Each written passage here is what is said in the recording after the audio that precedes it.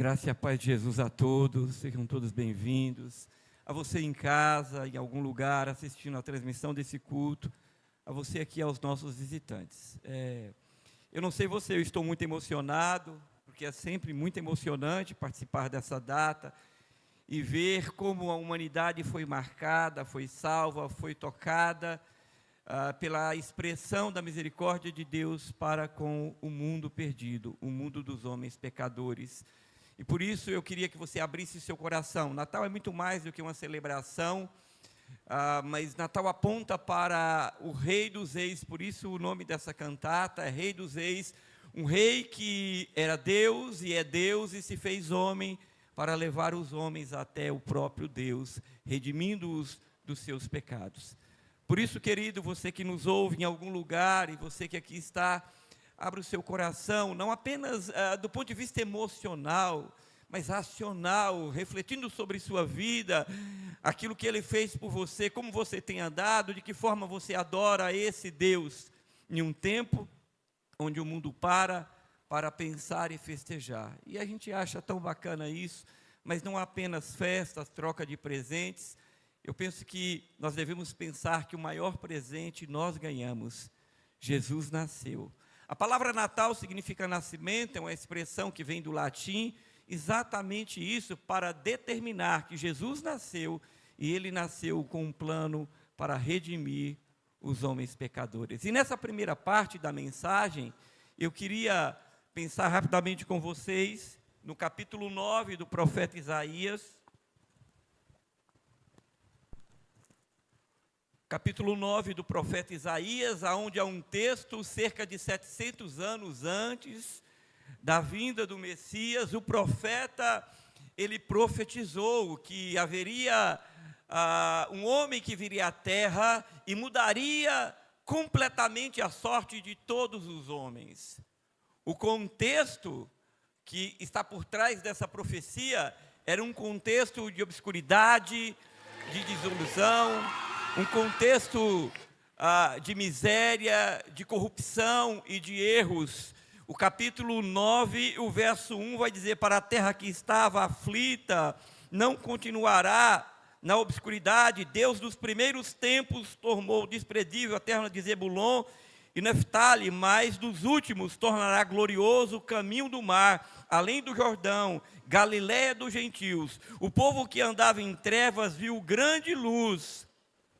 Aos que viviam na região da sombra da morte, resplandeceu a luz. Esse é o contexto da vinda de Jesus. O profeta Isaías profetizou isso, e esse povo vivia em um contexto terrível. Os assírios externamente, uma nação não piedosa, mas cruel, que matava as terras que invadia e não tinha pena.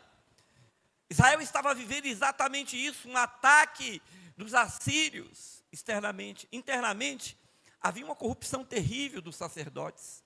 O povo estava sendo guiado à idolatria, à magia, um descrédito imenso naquela época. É sobre este cenário, como se Isaías entendesse que o que iria acontecer iria mudar, e ele sabia por inspiração de Deus. Mas o impressionante é que isso se repete durante os séculos e séculos. E quando nós pensamos naquilo que Israel estava vivendo, nós olhamos para os nossos tempos e dizemos: o que mudou? O que de fato mudou? São ataques terríveis externamente, de todos os lados somos atacados, o povo, a humanidade. Por outro lado, os corações e de alguma forma, a igreja também e os governos se perdem na corrupção dos seus próprios corações, que são levados pelo pecado a não temerem a Deus e a colocarem um povo, oprimirem o povo. E sobre esse cenário, Isaías vai dizer no verso 6, pode colocar aí, ele diz então: mas acontecerá que o menino vos nascerá e o governo estará no seu ombro. Ele diz: maravilhoso, o seu nome será maravilhoso, conselheiro, Deus forte, Pai da eternidade, príncipe da paz.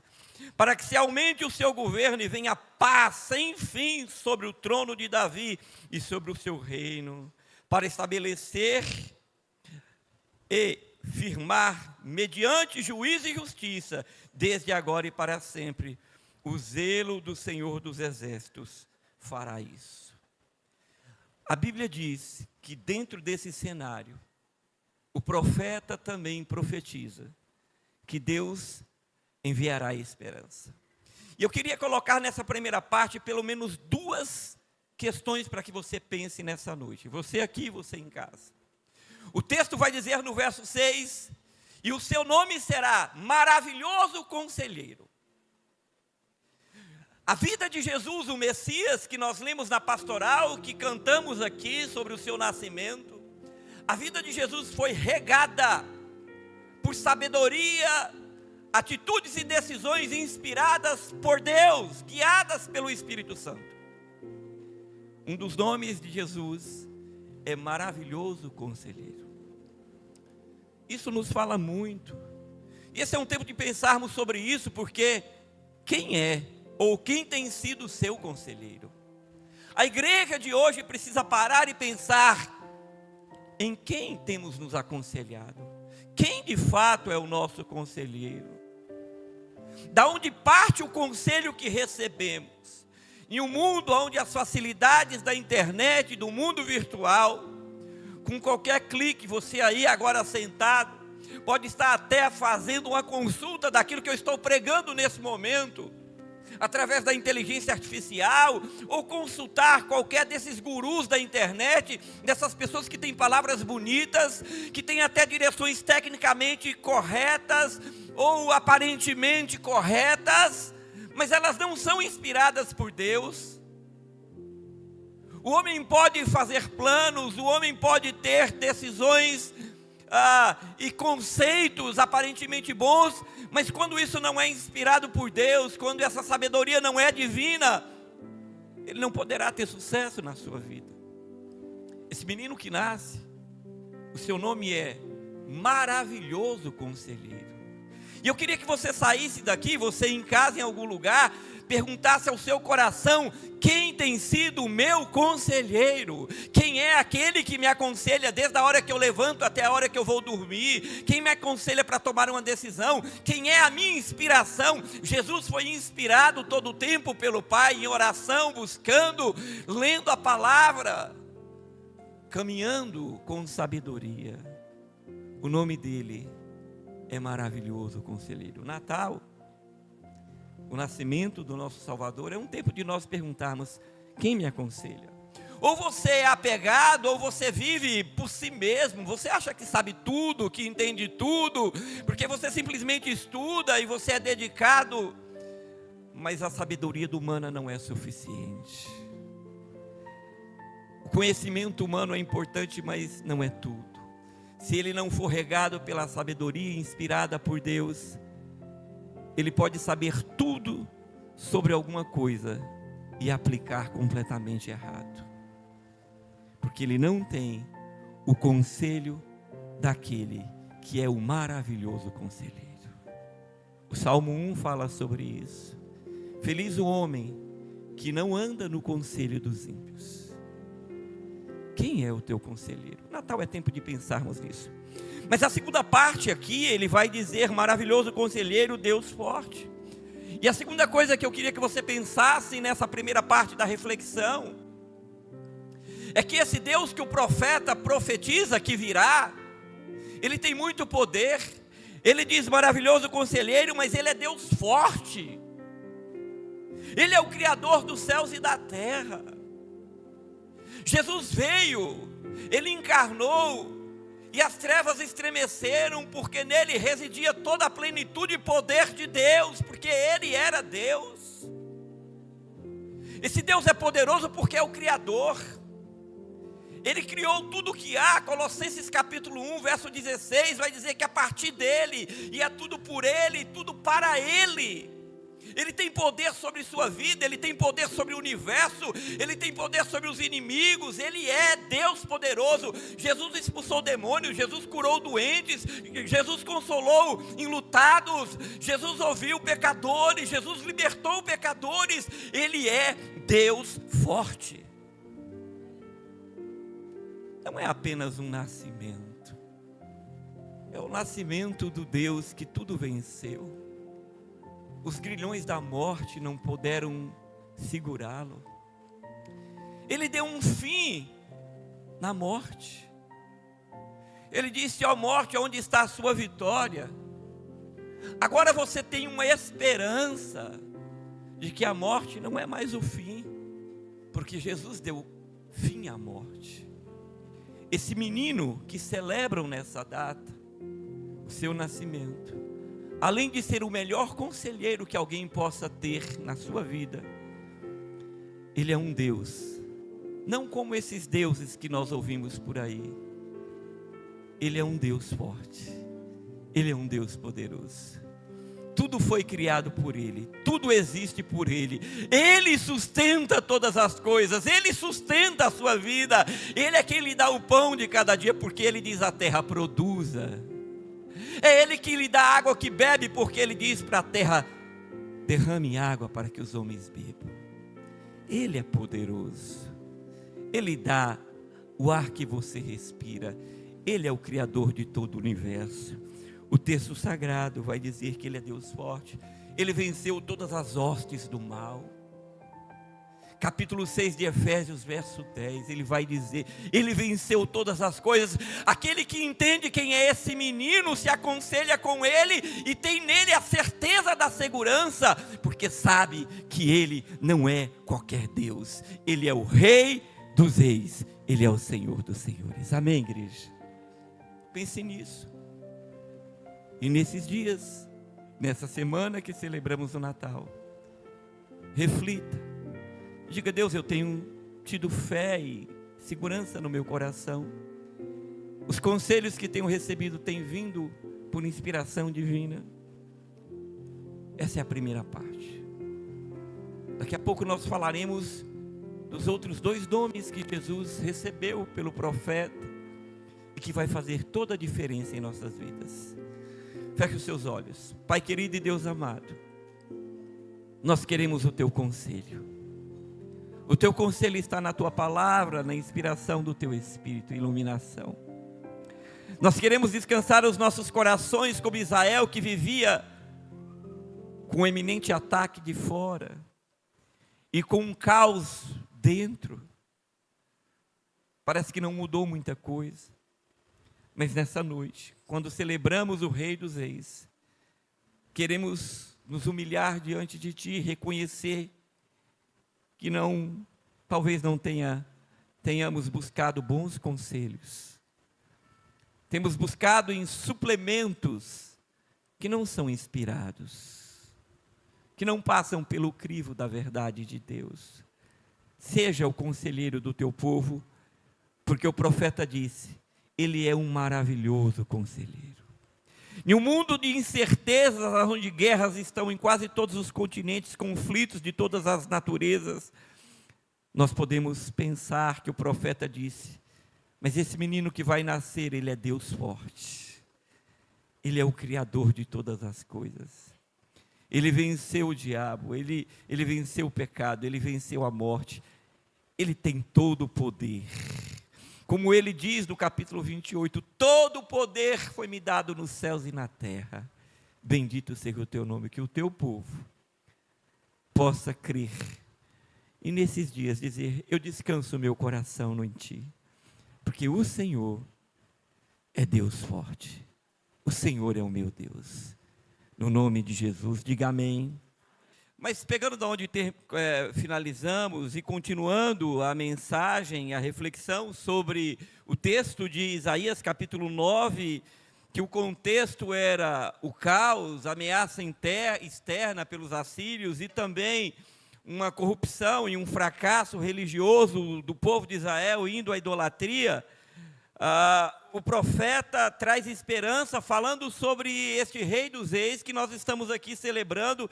e cantando no período de Natal, e nos ensinando e mostrando ao seu povo que haverá uma esperança, e que essa esperança tem nome, e esses nomes representam para aquele povo, e para todos nós, de todos os tempos, algo tremendo.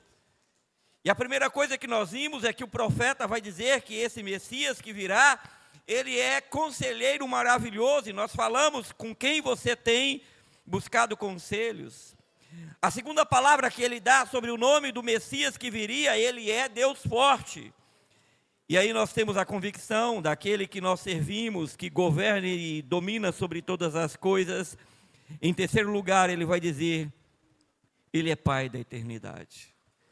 Meus queridos irmãos, você aqui, você em casa, o profeta disse, e o nome dele será Pai da eternidade. A primeira coisa que eu queria que você pensasse é que ele é Pai, a figura do Pai, a importância da figura do Pai. Quando nós falamos em Pai, nós falamos daquele que é o líder da família, daquele que vai dar o direcionamento, que vai trazer a provisão, que vai trazer a proteção, que vai ser o sacerdote de forma ampla, de cuidar da sua família, do seu lar, que vai trazer em segurança a sua casa.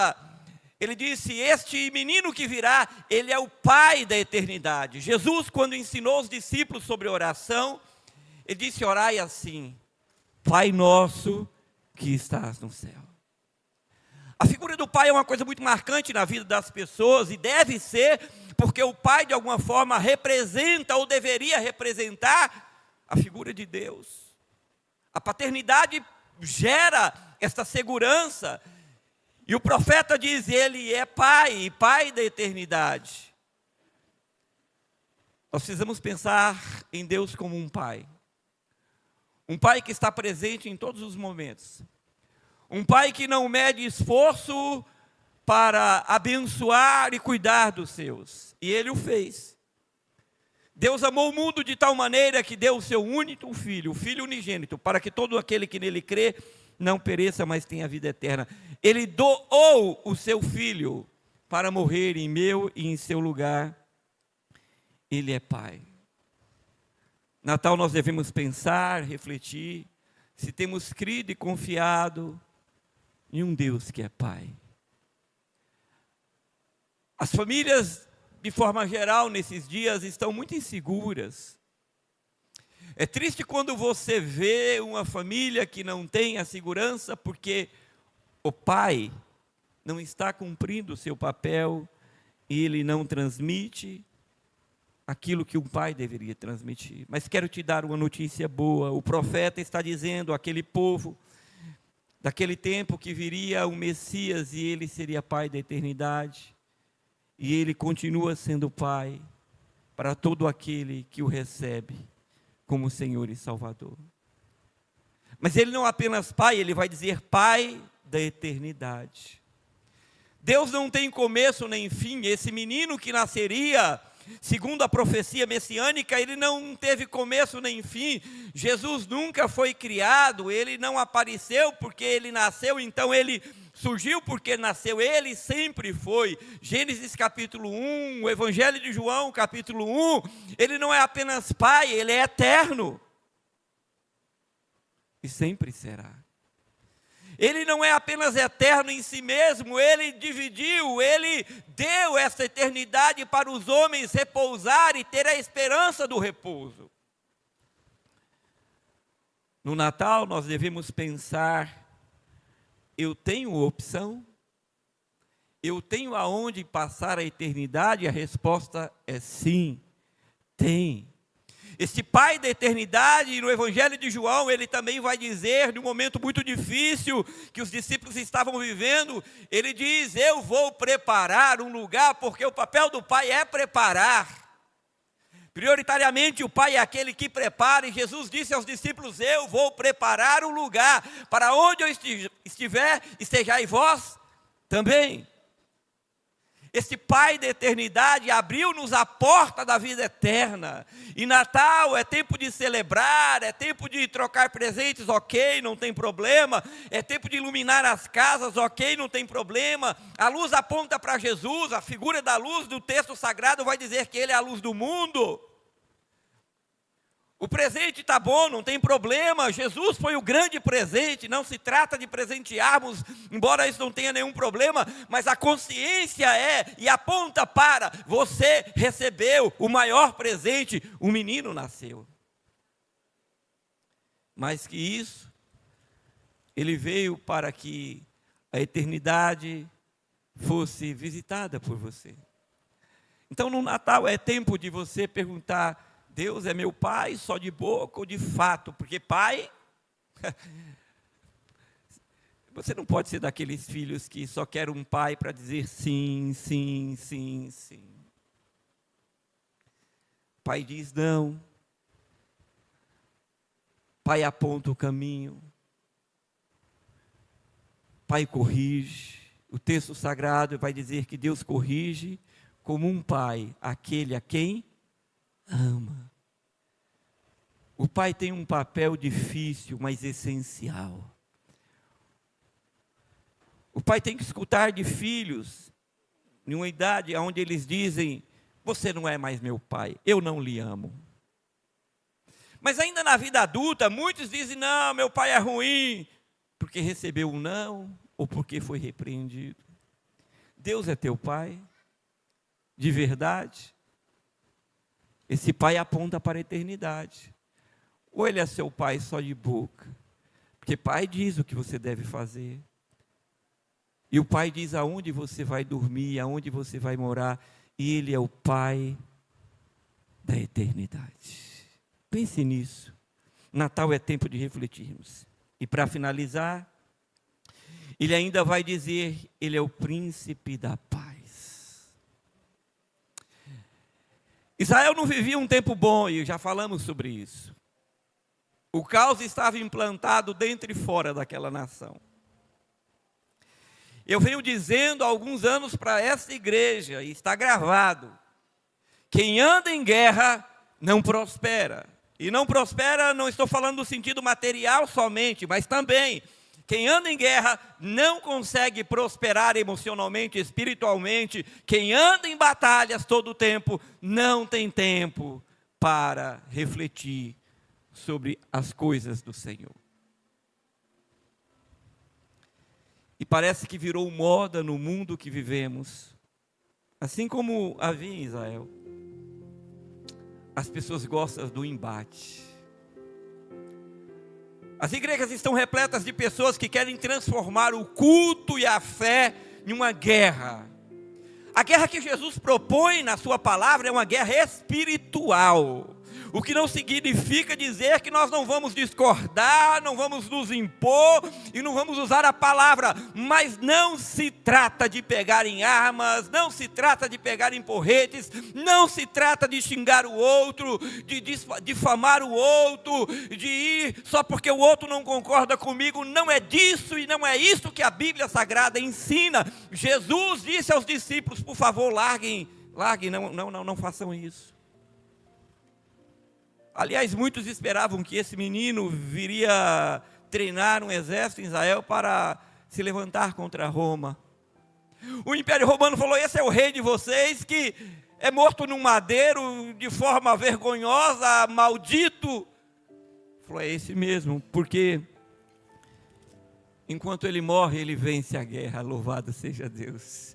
Enquanto ele morre, o Satanás está sendo destruído. Enquanto ele morre, a morte está sendo tragada. Enquanto ele morre no madeiro, o amor está fluindo nos corações. Ele é a prova e a evidência do poder de Deus. Ele é o príncipe da paz. Não há mais tolerância. Se você não concorda com a minha opinião, então você vira meu inimigo, eu viro seu inimigo. Não há mais paciência. O profeta disse: este homem, esse menino que virá e nascerá, este rei, ele é príncipe da paz. E eu queria dividir essa paz em dois sentidos. A paz que o homem não tem longe de Deus. O homem está em guerra com Deus. Acredite e saiba que todo ser humano que nasce, ele nasce em guerra com Deus. Deus é inimigo dele. Porque ele está separado de Deus por causa do pecado. Então ele não tem paz, porque alguma coisa no seu coração, Romanos capítulo 1 vai falar sobre isso. Ele se rebelou contra Deus, e ainda que ele saiba que existe um Deus, ele está em guerra contra Deus. A sua consciência o acusa, e ele de alguma forma começa uma guerra que ele não pode vencer, e ele vai se afastando de Deus, entrando em filosofias vãs, e que vai cada dia mais o afundando. Mas esse menino que o profeta está aqui declarando que viria, ele é o príncipe da paz, querendo significar que ele trará paz entre Deus e os homens. Aqueles que encontram esse menino e entendem o verdadeiro sentido do Natal, eles encontram com Deus reconciliação. Eles não mais estão em guerra, eles fazem paz com Deus, porque Jesus é o caminho, é a ponte, Jesus é a porta que leva o homem. O sacrifício desse menino na cruz trouxe paz ao coração do homem. Deus agora aceita aquele homem, aquele ser humano, por causa de Jesus, o seu filho. Isso é glorioso. Quero te dar uma notícia boa nessa noite. Deus te aceitou por causa do sacrifício de Jesus na cruz. Por isso Deus te aceitou, porque Ele olha e Ele vê o sacrifício do seu filho. E agora Ele tem paz com você. E você está em paz com Deus. Sabe o que é isso, irmãos? Ter paz com Deus é voltar à origem de toda a criação.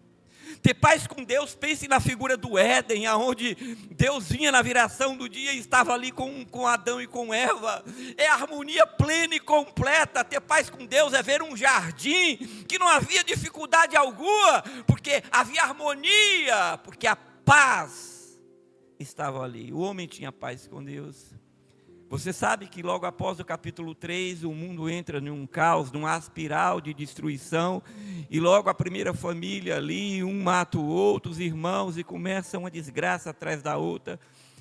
Deixa eu te dizer, o profeta está nos ensinando agora, que o nome deste menino aponta para aquilo que devemos buscar, e nesse sentido eu queria lhe perguntar: você tem paz com Deus? Você não está em conflito? Se você está salvo, se não está salvo? Se você vai para os céus ou vai para o inferno? Natal é um tempo de refletir. Você, meu Deus, eu tenho convicção, eu ainda não tomei e quero tomar essa decisão. Eu quero paz com Deus. E só há um caminho para ter paz com Deus, é a pessoa de Jesus Cristo. Mas ainda mais, o segundo ponto desta paz que o profeta diz no nome desse menino, é que não é apenas paz com Deus, nós agora podemos ter paz, a paz de Deus. Aquela que Filipenses disse que nesse mundo caído, Jesus disse: tereis aflições no mundo, mas ele vai dizer, quando isso acontecer, e agora não é a separação do homem com Deus, porque ele já tem paz com Deus, mas os conflitos, o dia a dia, as coisas que acontecem que tentam roubar a paz do seu coração, não a paz com Deus, mas a sua paz, porque não há como isso não acontecer enquanto vivermos nessa terra, devido à queda do homem e à ação do pecado em toda a criação. O profeta disse, ele é o príncipe da paz. E agora nós não apenas temos paz com Deus, mas nós podemos ter a paz de Deus diariamente. Sabe aquele momento que você parece que está assim aflito, que você está perturbado, que você não sabe o que fazer? O texto sagrado vai dizer: ore ao Senhor. Leve tudo diante de Deus, e Ele vai dizer: e a paz de Deus, que excede todo entendimento, guardará a sua mente e o seu coração. Você agora não apenas tem a paz com Deus, mas você pode diariamente ter a paz de Deus, mesmo caindo 1000 ao seu lado, 10.000 à sua direita. Falei, eu confio, eu tenho o príncipe da paz na minha vida. É isto que significa e simboliza Natal, entre tantas outras coisas que poderíamos pensar. Ele é o conselheiro maravilhoso, Ele é o Deus forte, isso não é pouco. Ele é o Pai da eternidade, Ele abriu para você um caminho para o descanso eterno, e Ele te convida. No Sermão do Monte, Jesus disse: bem-aventurados pacificadores, esses verão a Deus. Ele não diz aqueles que gostam de embates, que ficam perturbando a paz pública, que ficam gerando contendas, esses verão a Deus. Ele diz: aqueles que promovem a paz verão a Deus, porque este é o príncipe da paz, e nós somos agentes agora dele.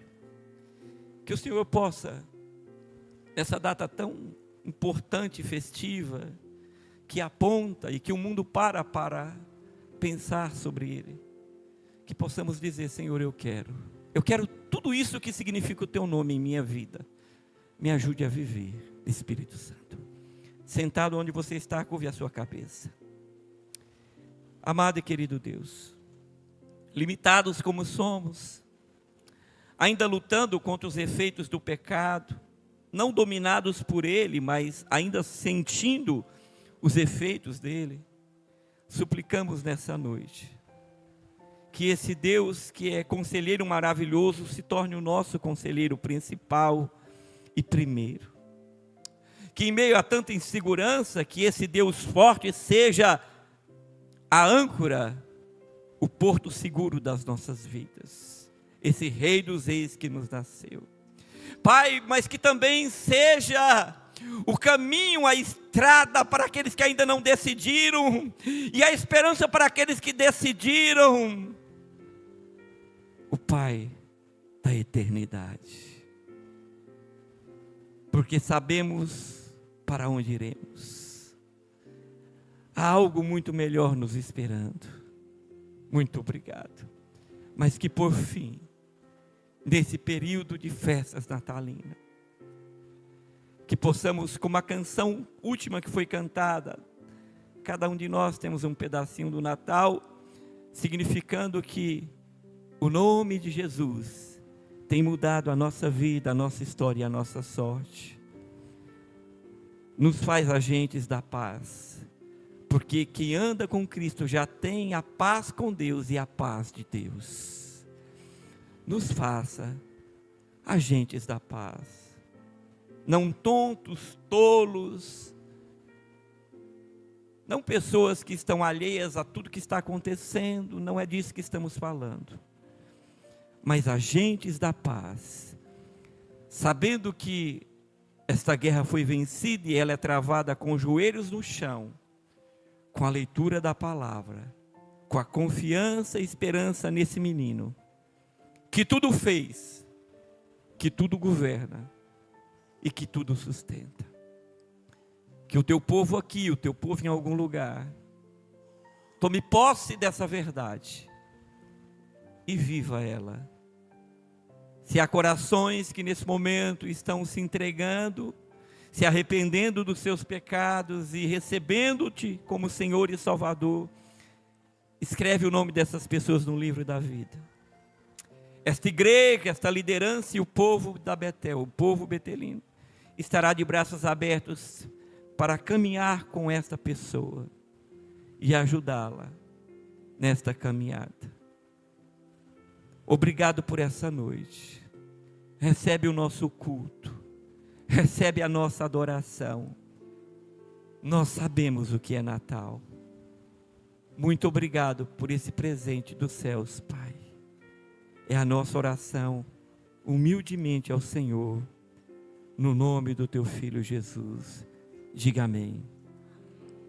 Eu quero desejar, em meu nome e da minha família, da liderança dessa igreja, a todos aqui em algum lugar assistindo esse culto, um Feliz Natal. Que Deus os abençoe.